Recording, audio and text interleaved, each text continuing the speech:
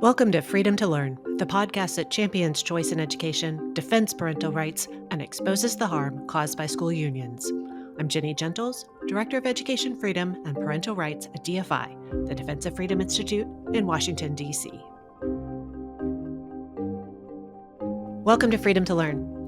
After the budget reconciliation bill passed the U.S. House Ways and Means Committee last week, members of Congress, including Burgess Owens and Elise Stefanik, held a press conference extolling the benefits of education freedom and explaining why they support including a federal tax credit for contributions to K-12 scholarship granting organizations in the reconciliation bill. The Education Choice for Children Act is the most consequential educational bill in our lifetime, and is exactly what American families need. These scholarships let families choose the education that best fits their child. It supports lower and middle class incomes, covering up to 90% of K through 12 students. It is not federal mandates, no new bureaucracy, no cuts in public and school districts. These are new dollars, proudly generated, locally used. It's a true win-win. The tax credit was originally proposed as the Educational Choice for Children Act, or ECCA, and it will support K-12 scholarships for tuition, books, special education therapies, tutoring, and other educational needs. The ECCA amassed over 185 congressional co-sponsors last Congress, and it has been included in that big, beautiful budget reconciliation bill as it has passed through multiple committees over the last week. President Trump and his education secretary have repeatedly expressed support for school choice. During the campaign, the president pledged to sign school choice legislation, and he issued an executive order championing school choice earlier this year. Today, I'm talking with Tony Nicola, chairman of the Invest in Education Coalition, a policy and advocacy organization he co-founded in 2012 to promote improvement in K-12 education, increase educational choice, and close achievement gaps. Tony serves on numerous additional boards. He was a founding board member of Brilla College Prep in the Bronx, and is the chairman of a New York private investment firm. We'll dive into the ECCA's momentum, the widespread political and public support for the federal tax credit, and Tony's response to union attacks on the proposal. Tony Nicola, welcome to Freedom to Learn. I appreciate you having me. I am curious about your K-12 educational journey, and I'm asking because I've long wondered, why are you so committed to expanding educational options for American families? That's a great question. Well, I think it's a personal journey, like it has been for many people. I was raised in a single parent family. My father passed away when I was young. I had 4 siblings, 5 in total, and all of us went to the local Catholic school because of the generosity of benefactors and the pastor at that school. And that K through 8 educational opportunity transformed my life and my siblings' lives. We're all college educated. Some of us have master's degrees. We're all productive citizens of society, and we've been beneficiaries of, people in many cases that we didn't know who helped us out along the way. And as I've reflected back on my life over the years, I've recognized that there were key points in time that are inflection points, and early education is certainly one of those. And coming out of 8th grade, I was extremely well prepared for high school, and coming out of high school for college and so on. And I credit that Catholic education for a lot of my success career-wise, and that of my families. And then I went on, and my 3 children have all gone to Catholic schools, both at the elementary and high school level, and have benefited greatly from that. So why not allow that opportunity for every family in the country? Well, as chairman of the Invest in Education Coalition, that certainly seems to be your mission, to ensure that every family has these same opportunities. You've been a driving force behind the Educational Choice for Children Act, ECCA. What is special about this particular proposal? Sure. So first of all, thank you for those kind comments. But as you all know, this is a team effort, and we've been doing this for well over a decade, and I'm standing on the shoulders of great leaders across the country over the last 30 plus years who've been advancing school choice both at a local, a state, and now at a federal level. And I'd have to call out in particular, some key leaders that were informative in my own journey, and those would include Peter Flanagan and Roger Hertog and Russ Carson and Tom McInerney and several others. And this bill that we're talking about now is the culmination of 30 years of work, and where the school choice movement is in 2025 today, after the last decade or so, and in particular the last 5 years post COVID, with the realities that families experience with lockdowns and lockouts and all sorts of other challenges that families had during COVID and thereafter, where the school choice movement is accelerating around the country at a state level. There are over 20 states now that have some form of private school choice, and quickly increasing, with Texas being the most recent. With Texas today passed in a state level tax credit scholarship program, which is $1 billion, by the way. Kudos to Governor Abbott, Lieutenant Governor Patrick, and the leadership there for making that happen. But even after that, the states that have private school choice represent just about 50% of the K through 12 educational population in the country. And the corollary of that means that 50% of the students in the country today do not have access to private school choice like they do in those 20 states. So this bill that we're talking about tries to improve on that and provide universal school choice across all 50 states, and it will allow families, up to 2 million families across the country in each state, to access private school choice that allows them to provide the best educational opportunities for their children, whether it's private school, homeschooling, tutoring, or other educational needs that will supplement what their kids need so that they can stay on pace and achieve their God-given potential. We've seen great momentum, like you said, at the state level. So when you're talking about 30 years of history, it certainly has accelerated in those recent post-COVID years. And we do have over 15 states with universal school choice programs, thankfully, including Texas now. Right. As you said, why do we need to do this at the federal level? I hear you say half of students don't have this. Are you thinking that this can't happen at the state level? No, more so that it's a national imperative. So I could make the case, a pretty compelling case, that our educational outcomes over the last decade, and in particular the last 5 years, are a cause for a national emergency. Our test results, the NAEP scores, just came out, as you well know, and those scores are horrendous. We're at levels that we haven't seen since the 1990s. I don't have the statistics in front of me, but roughly 30 to 35% of students at fourth and eighth grade levels are proficient at a grade level in math and reading. That is horrendous. That means that 65% of our students are not reading or doing arithmetic at grade level. And so that, to me, is an economic security issue for the future of our country. That's a national security issue for the safety and security of our country. And it's a civil rights issue for these families. These children, they only get one chance at being at fourth grade. They only get one chance at going to high school. If we miss this opportunity today, we're losing another generation of students. And if we don't educate them, then they become more dependent on the state than they otherwise would. We want these children to be, educated, productive members of society. In my opinion, that starts with an educated populace. If we can educate our children so that they can do math and reading, they'll be able to have a future, a career, opportunities in this new age of information and artificial intelligence for workers. If you're not educated, it makes it very hard for you to get a job in our society. And therefore, how do you become productive? How do you become fulfilled? How do you live up to your God-given potential without that foundational element of education?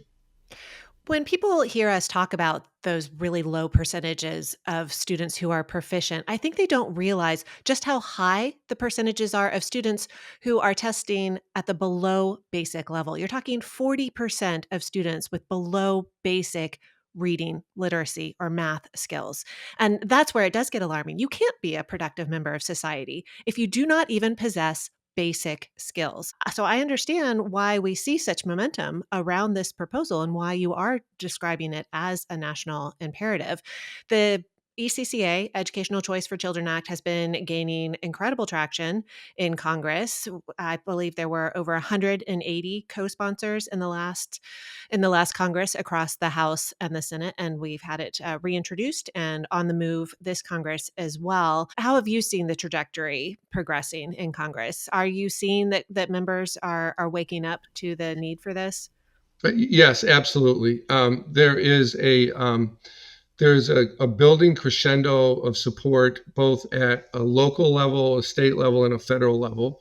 I would shout out to my team at Invest in Education and all of our partner organizations like AFC and others who've been in this fight for a long time. And we've been focused intently on Capitol Hill over the last 5 or 6 years to work with policymakers, both members of Congress and their staffs, to educate them about the public policy benefits of school choice. And the empirical data is unequivocal that school choice works across the country. There's over 185 studies now that demonstrate that school choice benefits not just the kids and the families who are beneficiaries of school choice, but it improves the educational outcomes in the entire state because guess what? Competition improves results. And so that's basically what school choice is all about, empowering parents and families to let them select the best educational opportunity for their children. And then what follows from that is those children get a better education than they might otherwise. And then the entire ecosystem of education in the area improves because of the response to competition for students. And so policymakers on the Hill over the last 4 or 5 years have come because of what's going on at a state level, because of what's going on at a grassroots level. Families and organizations and faith communities and students are advocating for and asking for more parental empowerment, more parental choice for their kids. And so policymakers are listening to that, which is why it's very important for grassroots organizations to continue to reach out to your members of Congress in a polite and respectful way and ask them to continue to support the Educational Choice for Children's Act on the Hill. But to your point, in the last Congress, we had over 185 members of Congress. We had every member of leadership in the U.S. House of Representatives as sponsors of our bill, from Mike Johnson, Steve Scalise, Tom Emmer, Linda McClain, Elise Stefanik, all the way down, are sponsors of our bill. In the U.S. Senate, John Thune, John Barrasso, John Cornyn, Steve Daines, all the way down. Our lead sponsors, I should say, are in the House of Representatives. Adrian Smith has been a stalwart champion of this bill in the House. Burgess Owens has been an incredible partner, and his team. Byron Donalds has been incredibly strong. Jim Jordan, and I could go through a list of Dr. Virginia Fox and Julia Letlow, a whole host of real stars in the U.S. House have been championing this.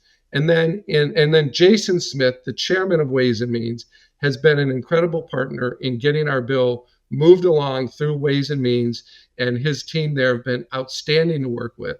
And so that's the U.S. House and what we've been doing there. And then the other chambers, obviously the U.S. Senate. I mentioned the entire leadership team there is to be commended. Senator Crapo chairs finance. He's been a big ally of ours as well. And our lead sponsors in the Senate, importantly, are Bill Cassidy. Senator Cassidy from Louisiana has been a staunch supporter of everything that we're doing, a great partner in shaping this bill. And then Senator Tim Scott has been his companion in this battle.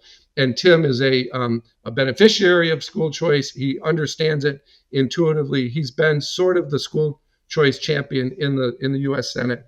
He's been fantastic. And then we've got a lot of folks like Tom Cotton, Ashley Moody, and Katie Britt, and Marcia Blackburn, and a whole host of other senators, Jim Banks and Pete Ricketts, Eric Schmidt, outspoken advocates for what we're doing. And that was not the case 8 or 10 or 12 years ago. So we have tremendous momentum right now in Congress to get this done. And I would just encourage all those that are listening that just continue to reach out to your members of Congress and encourage them that school choice is important and that you support it. I want to take a minute to acknowledge what you said about Congressman Burgess Owens from Utah. He was one of our very first guests on the Freedom to Learn podcast series, and he immediately jumped into talking about ECCA and the specifics and what he wanted to see happen. He has been a real driving force behind the concept of school choice and then specifically the how to get it done in a really high impact way. So very thankful for his leadership. He's amazing. I totally agree with you, Virginia. Yes. Because there are a lot of issues that all of these members of Congress are called on to speak to, but clearly this is an issue that he is personally very dedicated to, and it's been impressive to see. You talked about a number of aspects that have led to the widespread support among these legislators, both at the state and federal level. Could we touch a little bit about the public support that you're seeing? Are there any polling numbers that you'd like to share? I know that that is something that congressional staff love to hear and share with their bosses. So a big part of what we do at Invest in Education is provide the research, the information, the data to policymakers to understand the public policy benefits, why it's good public policy, and then also the political aspects of this. And you just hit on polling. Polling is the coin of the realm in the political world, as you well know.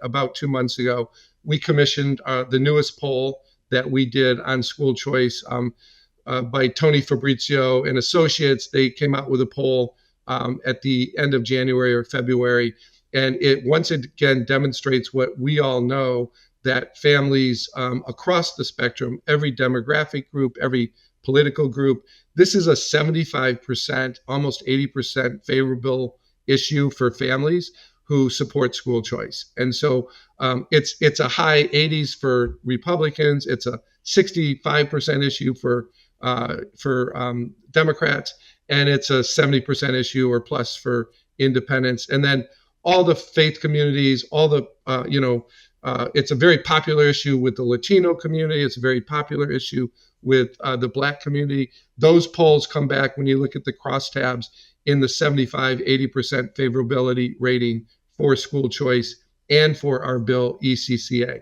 So the coin of the realm is polls. What do your constituents as a lawmaker want you to do? And we can demonstrate with the polling.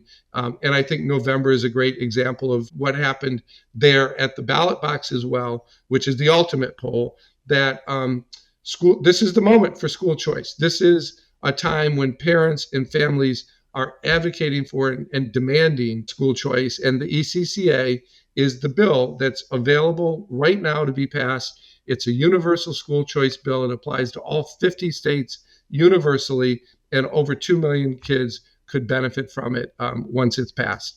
And so it's, as you well know, it's a very positive issue with voters.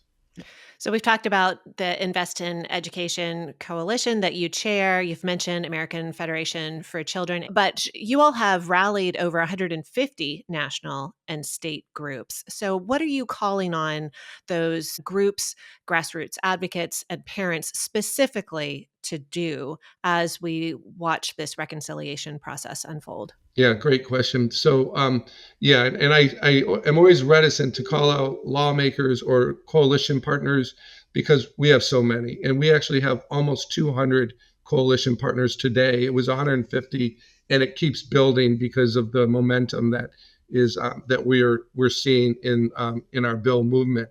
So those organizations that include every faith community from Christian, Catholic, Protestant, Jewish, etc., are all supporters of what we're doing, and they're very engaged with us, and they're very we're connected with them to make sure they understand what's going on, what the process from here looks like, and how they can be helpful. And the question you asked is how can they be helpful, and it's very simple. We love for the families that are on scholarships, the beneficiaries, their grassroots supporters, their own donors and benefactors to reach out to members of Congress and to demonstrate to them, either in person or by email or by phone call or by letter writing, that they're supporters of the ECCA and they're encouraging their members of Congress to pass ECCA in the reconciliation bill that is moving through Congress right now.